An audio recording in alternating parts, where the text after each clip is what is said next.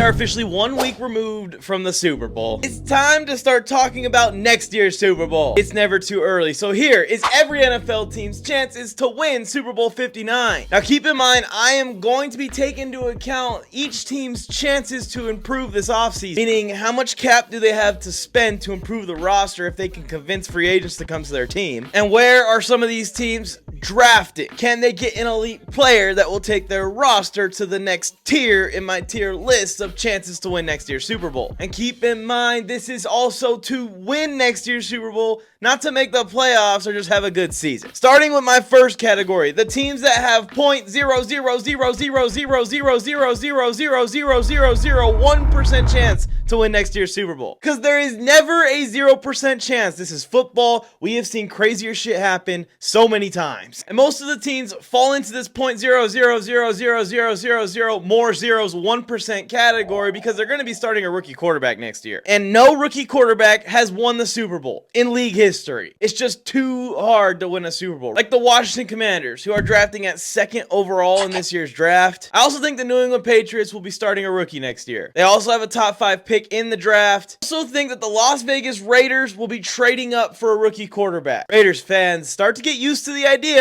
of a rookie quarterback starting next year. And then the Denver Broncos. I think they're going to trade up for a rookie quarterback as well in the draft, or at least attempt to. And if they don't, they might be in a worse situation next year than I'm even thinking for this situation. Broncos country, let's ride. Maybe Kirk Cousins, but why would Kirk Cousins go up to Denver and do what Russell Wilson just did? Where are they drafting? They might actually be in position to just stay where they're at. Denver has the 12th pick, so maybe they have to move up a few slots. Or maybe they're competing with Vegas, who's picking at 13. And then, Bears are in this category as well. I think they have bunch of zeros, 1% chance to win next year's Super Bowl because they will also probably be starting a rookie quarterback.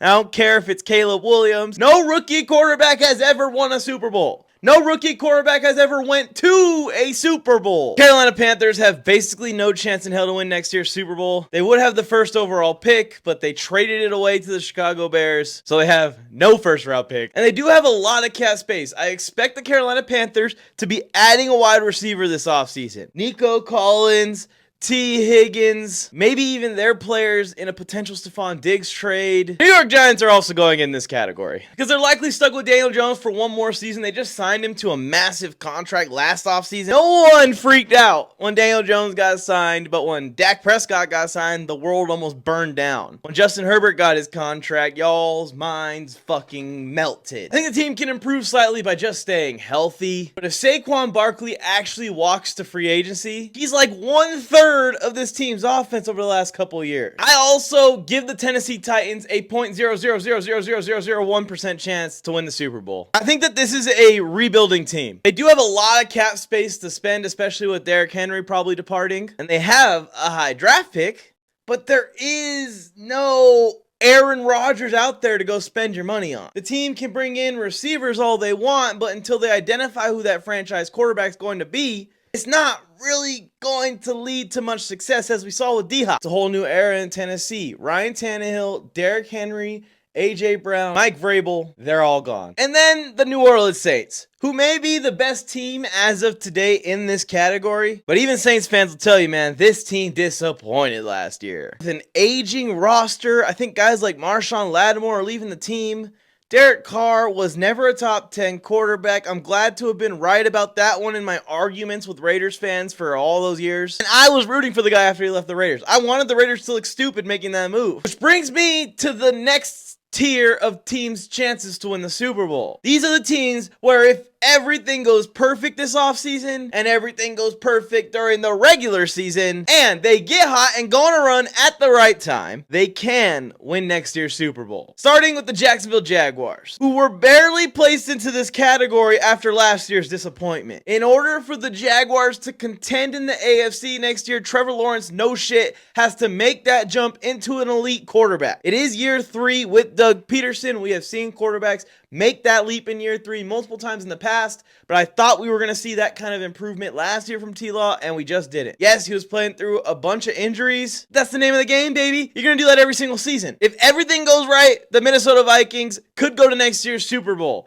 But they have to somehow retain Kirk Cousins. I know Kirk wants to stay in Minnesota. It's just logically for the Vikings with how much money they have invested in these receivers and draft capital they've invested in these receivers. I should say weapons in general, because TJ Hawkinson's contract is amongst the highest in the league for tight ends as well. It makes sense for the Vikings to try and get a rookie quarterback in. There is no opportunity out there for the Vikings to go and get a top 5 level rookie quarterback. So I don't know what the hell they're going to do, but if everything goes right, they bring Kirk back, the defense gets a little bit better, the receivers stay healthy this season, the Vikings will be competing for the NFC North, and they'll probably be competing for the NFC. The next team I have in this category is a team that's actually moving back in categories from previous years. Out of the contenders category and into the if everything goes perfect category. And that's the Buffalo Bills.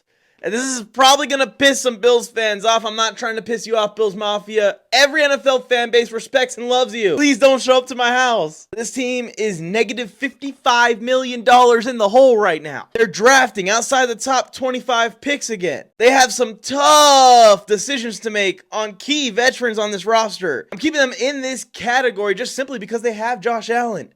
The championship window, in my opinion, for Buffalo has shut. But with a quarterback that good, you always have a chance to catch fire. And I'm just doing this so that way that Bills fans don't sharpen their pitchforks. The Los Angeles Chargers also fall in this category where everything needs to go right. I love the hiring of Jim Harbaugh as Chargers head coach. I think year one, you guys are going to see the difference. And that's the goal of the Chargers 2024 season, is to make the playoffs again, for one. And then install that Jim Harbaugh culture for years to come and for contending years to come. Next team I have in this category is the Tampa Bay Buccaneers, who could, I guess, somehow retain everyone. But it seems like Levante David, Mike Evans, we're going to see a lot more young guys in there for Tampa next year. I think Chris Godwin will be the veteran presence of the offense with Baker Mayfield, of course, if they can retain him even. He's also a free agent. And I think what we're going to see next year once Mike Evans is on the Carolina Panthers, or Mike Evans is on the Kansas City Chiefs. Oh, please, no, please, no. Evans was actually responsible for a lot more of this offensive production last year than we all thought. Just the threat of having Mike out there improves the rest of the offense a ton. I don't think Geno Smith is the guy that's going to bring the Lombardi back to the Seattle Seahawks, so they make it onto this list as well. I expected this defense to be a lot more improved last season than they were, and it better be improved this year under Mac McDonald, who they just hired as their new head coach. They're not going to be big spenders this offseason. They're drafting at 16th. I think we'll see a very similar level Seattle Seahawks next season, which was a solid team. It wasn't terrible. I think that Jets defense is going to be consistent no matter who's out there. It just comes down to Breece Hall, Aaron Rodgers. If they stay healthy and everything else goes right and the team stays hot and they improve the O-line this offseason, the Jets could become contender. But I'm keeping them here because there's a long list of things that need to go right, which is how I feel about the Pittsburgh Steelers as well. You tell me that they are the team that lands Kirk Cousins or Justin Fields, but I still think that the Steelers need everything to go right to be Super Bowl contenders next year, like the Green Bay Packers, who are the definition of a team that got hot this last offseason and still didn't go to the Super Bowl. They need to reset the cap situation a little bit as we enter the Jordan Love era. They need to get him a contract, and the team's drafting at 25. I think they field a very similar Green Bay Packers squad as they did to last year. Young, hungry, underrated, but to go to the Super Bowl, we're going to need to get hot at the right time. I got the Cleveland Browns in this category as well. I think Cleveland's roster is absolutely loaded. They had the talent to go to the Super Bowl. It's just you're still the third best team in your division, and I just don't see any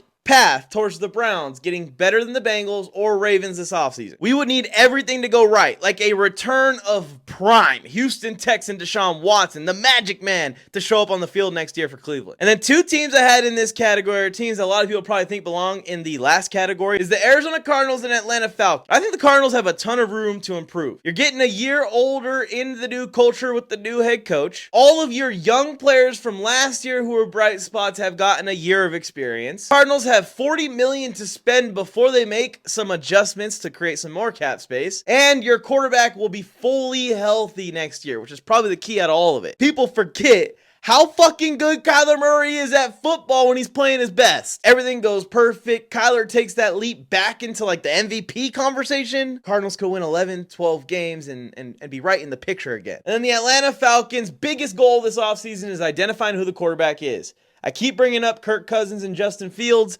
Here's another place where if they get one of those two quarterbacks in here, they could find immediate success. But they'd still need everything to go right and the entire team to catch fire down the stretch of the season. Brings me to the next category. The teams who are no shit Super Bowl contenders next season. Keep in mind these are all opinions, but the first team I'm putting on here is the Los Angeles Rams. The Rams successfully flipped their terrible cap situation they were in and landed multiple draft gems to completely flip the script on what the Rams should be doing at this point. They should be rebuilding this team still. They should be trying to trade away all their veterans for draft picks. They should be dealing with cap hell. It's looking like Matthew Stafford and Aaron Donald are in for one more season at least. And with how good this offense got with the addition of Puka Nacua, they may be a team that says, hey, while we got Stafford and Aaron Donald still here, we're going to push the chips back in and make some more moves on some veteran free agents. We're going to take a swing at our guy in the draft this year. John, never retire. I know how much they want you to come and do TV. Tell them no. We need you in the NFL. I think the Miami Dolphins are more so contenders next year than the Buffalo Bills. They were right there this year. And yes, they lost their heat towards the end of the season. And the Buffalo Bills got hot at the right time to still win the AFC East. But it came down to that. And early on in the year, Miami looked like a Super Bowl contender. The offense and the use of Tyreek Hill and Jalen Waddle was just so good by Mike McDaniel. So creative. Teams didn't know what to expect. Once they started to figure it out, things changed obviously for the offense. But I think Tua, McDaniel, Tyreek Hill, they're going to get in the film room and they're going to iron out how to respond to teams taking away some of their best stuff. And they're going to come up with more stuff to bounce off of their best stuff. I think that the defense got a better fit for the culture, especially at defensive coordinator than Vic Fangio. They just have to keep getting better. The young players have to get a year better. Tua himself has to get better, but if they do, and they solve the cap issues this offseason, somehow retain Jalen Waddle, they're contending for the Super Bowl. I also have the Philadelphia Eagles on this list. And yes, the Philadelphia Eagles absolutely fell apart at the end of the season. This roster is still loaded. And we just talked about better scheme fits for Miami's defensive coordinator. Philly needed to rotate the offense and defensive coordinators out. And they did. And they got veterans in here that know what they're doing, that you can trust, aren't going to have anything looking as sloppy as it did last season. Keep in mind, this team started like 10-0 or 11-0, not playing at their best. Maybe a team to look out for to go get Derrick Henry. Overall, Philadelphia is a top team in the NFC. Last year's collapse prevents them from being Super Bowl favorites in my eyes going into next season, but they're contenders. Here's a team that I think improves the most next season, and a team that you probably never expected to be on my contenders list, but it's the Indianapolis Colts. They have come so far in just a short year and a half since the Jeff Saturday shit happened, where Jeff Saturday took over this team in the middle of the season and beat the Raiders. But seriously, this team won 9 games last year. 3 of their 8 losses came by less than 1 possession.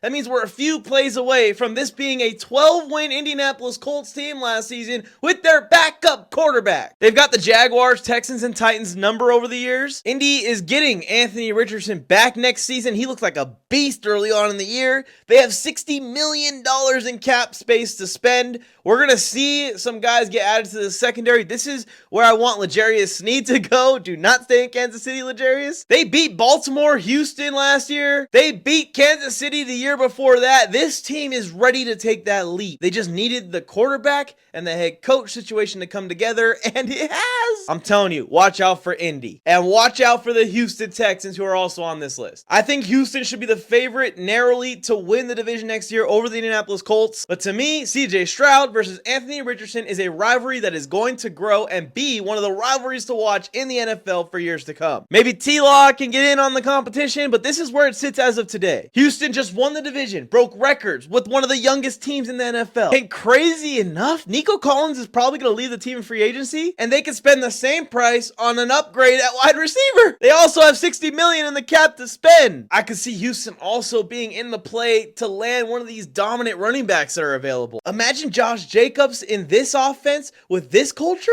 That would be beautiful. L'Jarius Sneed to the Colts, Josh Jacobs to the Houston Texans. Bucket. I have the Detroit Lions as contenders again next year. This team is another team that is full of young future superstars in the NFL. I just hope that they are superstars with Detroit, because Dan Campbell, if he does the same thing that he did last year, he is going to fuck this up for Detroit. But I think the Lions need to just keep taking one step at a time forward. They made it all the way to the NFC title game last year. Let's improve all of our players just a little bit this offseason. Let's add just a few more veterans that we can rely on to produce in those big moments late in the season that we're going to need them producing if we want to go to the Super Bowl. The Cincinnati Bengals are contenders to win next year's Super Bowl. They fixed their cap situation. They have $60 million to spend this offseason. I think that it isn't a foregone conclusion that T. Higgins is leaving the team for certain, but I think if he does leave, they're going to replace him with someone who's equally as talented, just for cheaper and a little bit older. Joe Burrow seems to be the guy that can take down Patty. And then the final team that I think is a contender, not quite a Super Bowl favorite going into next year, is them Dallas Cowboys. I think the Brandon Cooks addition last year was a good swing,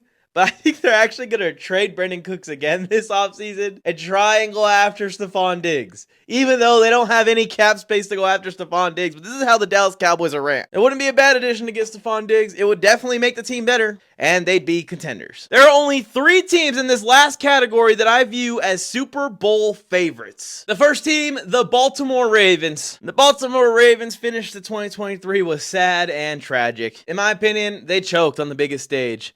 They probably should have won that game. Yes, Kansas City's defense is fucking amazing. That doesn't change the fact that this team is just running it back next year. They were probably the best team in football during the regular season. I think they keep building on this young core this offseason and are going to be contenders for 3 to 5 years. Of course, the San Francisco 49ers will be Super Bowl favorites next year. I think they are the odds-on favorites as of right now. This is Brock Purdy's final year before you have to start talking about how much he's going to get paid. I know the 49ers are already all in on winning a Super Bowl, but I say you go all the way the fuck in. Like, you brought a briefcase of cash to the casino and you already pushed the briefcase of cash into the middle of the table and lost it. But I think now you go, we got a car parked in the parking garage. We got a house back at home that we can put on the line. Get the pink slip to the car. Grab that title to the house.